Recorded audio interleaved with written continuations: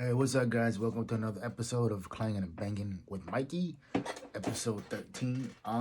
Last night I was on my Snapchat and I was trying to come up with ideas to talk about for today. And today, what I decided to talk about was my experiences as a competitive bodybuilder and CP, since this is the last weekend for you know cerebral palsy awareness month. And yo, how I got into bodybuilding. Quick backstory. I had I was a senior in high school.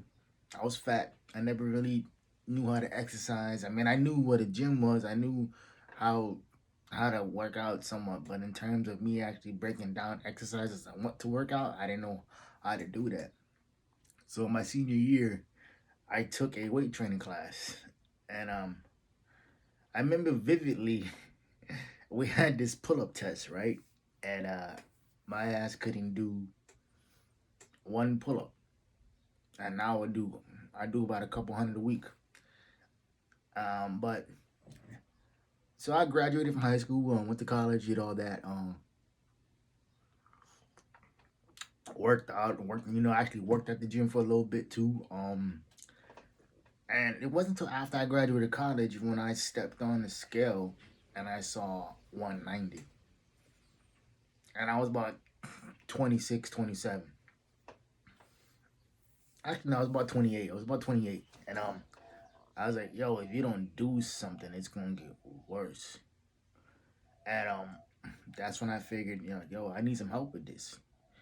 And one of the dudes that I'd known in the gym for damn near 20 years, coming up on 20 years, he's real knowledgeable about nutrition and working out and everything. So I hit him up, and he helped me prep for my first show, which was April of 2018. And man, the transformation for me from going to 190 to 130 something on stage was just amazing. The confidence shot through the roof. Uh, my self confidence shot through the roof. My ability to think that I could do whatever I wanted and achieve them goals shot through the roof. And I remember leaving the show or leaving prejudging that morning, and people were coming up to me, shaking my hand, telling me like you're such an inspiration, this and that. And I never really understood that. It's like, yo, it was like, why? And I came to a realization that they was looking at the disability before they were looking at me. And I've never understood that. I've never understood why people do that. And it does kind of piss me off a little bit. It doesn't make me mad or anything, but it makes me wonder. And with CP and bodybuilding, man, they actually recommended you work out, because your ligaments and joints are already tighter, than normal. So go work out, right? And the reason why I'm doing this video is because I've gone over the history of CP, what different versions of CP, the federal, background of it and everything, and educational system and all that stuff. And so I figured, why not tie everything in with a personal story from me? And growing up, my dad used to always tell me, he sat me down one day and he's like, bro, I don't know what is going on in your head, but you use that disability as a crutch. Not to do anything, not to go anywhere, not to try anything new. And he's like, I don't know what is going on in your head, but you got to break out of that in more ways than one. And anybody who knew my pops, you can kind of see him in me, in my demeanor, in my approach for things too. Now he's not as brash or outspoken as I am, but he did get his point across. But yeah, man, I think cerebral palsy and bodybuilding go hand in hand. And like the shirt says, the only easy day was yesterday.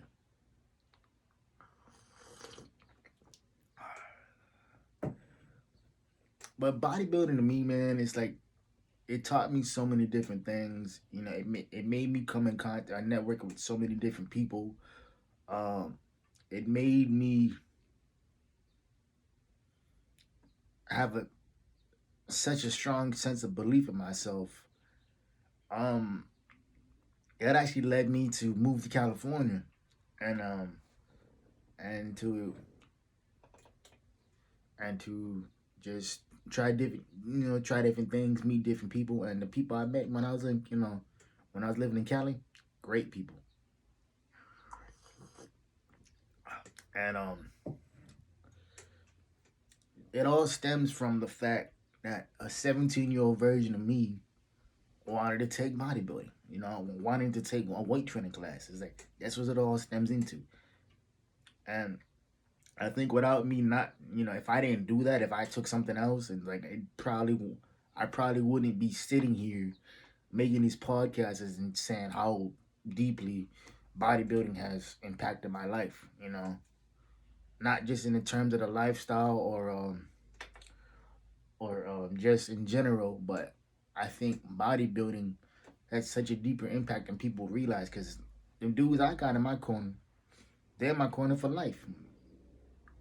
Um, I'm able to bounce off ideas up off people, what works, what doesn't work, and we don't bullshit with each other. We tell each other straight up. Um, and there's so many ventures I ventured into because it's like, yo, if you can do a bodybuilding show, if you can diet down for a year, bro, whether you're studying for a certification, degree, whatever it is, it's like, if you can stay disciplined for an entire year, imagine what you could do in 6 months with the same mindset, the same dedication. And I don't want to say I owe it all to bodybuilding, but bodybuilding has helped me see that. Bodybuilding has helped me become the man that I am. And I think a lot of people think that bodybuilders were stuck up, we're in our own little world where we just don't we don't venture out, and that's not really true. I do have other interests. I like to read, I like to write, I produce music, I watch movies like the rest of you guys. I'm normal as possible, you know.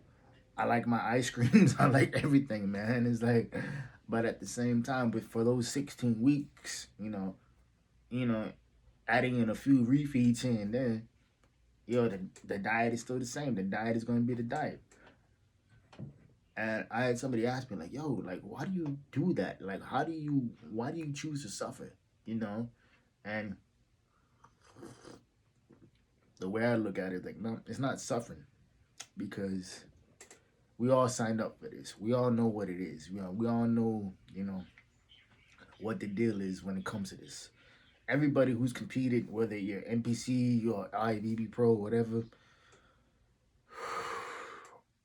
we all know we got that point in the diet where we're going to bed hungry every night, even though we just ate, or we have a metabolism that's like a V12, and we build like we build like a sedan. It just always revs, and I think the more and more people understand bodybuilding, the more and more they'll understand that it takes a level of dedication and isolation.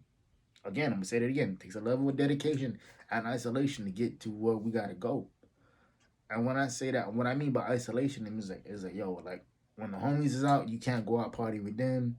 Like you gotta cut off your girl or whatever it is, or you gotta find somebody who understands your lifestyle because it's like, bruh, it's hard. Another story that I'll get into. I had a few ex girlfriends, right?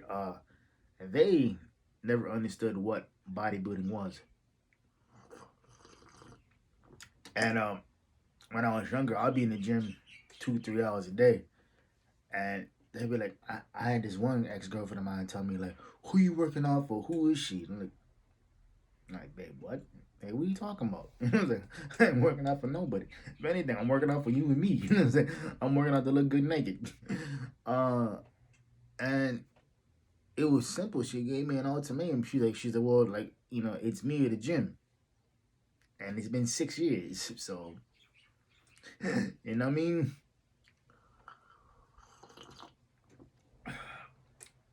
But getting back to relationships, man, it's so hard to find people who understand why you're doing what you're doing. Because a lot of people don't get it. A lot of people don't get why you are grouchy all the time, or why you're hungry all the time, or while you sitting there eating the same shit for the fifth or sixth time that day, you know, or it it's just different things that unless you go through it with that person, you don't understand it. And it's extremely hard to find somebody who will back you 100% with your goals because nobody's gonna believe in your goals like you do. Nobody's gonna invest in your time like you do. And man, with that being said, bro, I'm gonna start off my day, have a refeed, finish my cup of coffee. And like I said, man, the only easy day was yesterday. So y'all have a great Sunday. Y'all keep it positive, pushing and playing. And I'll see you on the flip side, man. Ghost.